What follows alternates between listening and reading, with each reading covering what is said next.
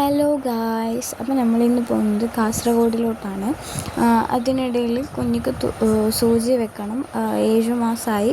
മുമ്പെന്തോ 3.5 മാസത്തിൻ്റെ എന്തോ സൂചി ബാക്കിയുണ്ടായിരുന്നു, അതും വെക്കണം. പിന്നെ കാസർഗോഡും പോകാനുണ്ട് ഗൈസ്. അത് പറഞ്ഞിട്ടാണ് വീട്ടിൽ നിന്ന് ഇറങ്ങിയത്. ആദ്യം തന്നെ ഒന്ന് സൂചി വെക്കാൻ പോയി. അവിടെ കുറേ കുട്ടികളിങ്ങനെ കരയുന്നുണ്ടായിരുന്നു സൂചി വെച്ചിട്ട്. അപ്പോൾ ചെറിയ പേടി ഉണ്ടായിരുന്നു. ഇവന് ആദ്യമൊന്നും കരഞ്ഞില്ല. 2-3 സൂചി വെക്കുമ്പോഴത്തേക്കും അവസാനത്തെ സൂചിയിൽ കരഞ്ഞിട്ടുണ്ടായിരുന്നു. പിന്നെ അത് കഴിഞ്ഞ് നല്ല പനിയും ഉണ്ടായിരുന്നു. അവിടെ നിന്ന് ഇറങ്ങുമ്പോൾ തന്നെ നമുക്കൊരു ഓട്ടോ കിട്ടിയിട്ടുണ്ടായി. ആ ഓട്ടോയിൽ കയറിയിട്ട് പിന്നെ നേരെ ബന്ദിയോട് ഇറങ്ങിയിട്ട് KSRTCയിലാണ് ഗൈസ് കയറിയത്. KSRTCയിൽ സൗജന്യ യാത്ര. നല്ല തിരക്കുണ്ടായിരുന്നു ഗൈസ്, നല്ലോണം തിരക്കുണ്ടായിരുന്നു. പിന്നെ നമ്മൾ കയറി കുറച്ച് കഴിയുമ്പോഴത്തേക്കും സീറ്റ് കുറച്ചിറങ്ങുമ്പോഴേക്ക് കിട്ടി, പക്ഷെ നല്ല തിരക്കുണ്ടായിരുന്നു.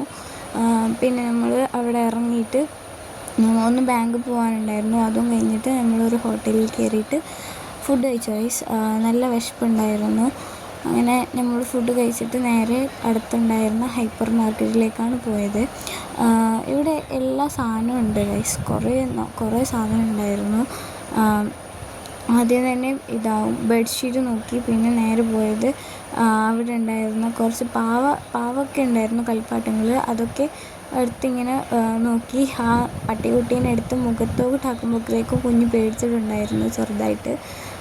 പിന്നെ കുറേ ഐറ്റംസ് ഉണ്ടായിരുന്നു അവിടെ. കുപ്പി, പിന്നെ ബുക്സ്, അങ്ങനെ കുറേ സാധനങ്ങളുണ്ടായിരുന്നു. നമ്മൾ കളിപ്പാട്ടമൊന്നും എടുത്തിട്ടുണ്ടായിരുന്നില്ല. നമ്മൾ നേരെ പോയത് പിന്നെ പാത്രം നോക്കാനായിരുന്നു. പാത്രത്തിൻ്റെ കുറേ നല്ല പാത്രങ്ങളുണ്ടായിരുന്നു.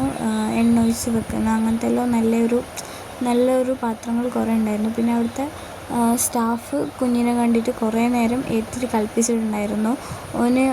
അവരോട് തന്നെ പോയിട്ടുണ്ടായിരുന്നു. അവരുടെ കയ്യിൽ തന്നെ പോകാൻ വേണ്ടിയിട്ട് കരഞ്ഞുകൊണ്ടുണ്ടായിരുന്നു.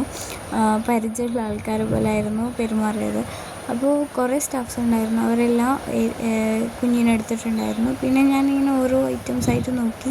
ബുക്സ്, പിന്നെ ഇറേസർ, അങ്ങനത്തെ ഓരോ മാർക്കേഴ്സ്, ഹൈലൈറ്റേഴ്സ്, അങ്ങനത്തെ ഓരോരോ സാധനം എടുത്തിട്ട് ഞാൻ വെറുതെ ഇങ്ങനെ നോക്കിയിട്ട് എടുത്തുകൊണ്ടുണ്ടായിരുന്നു.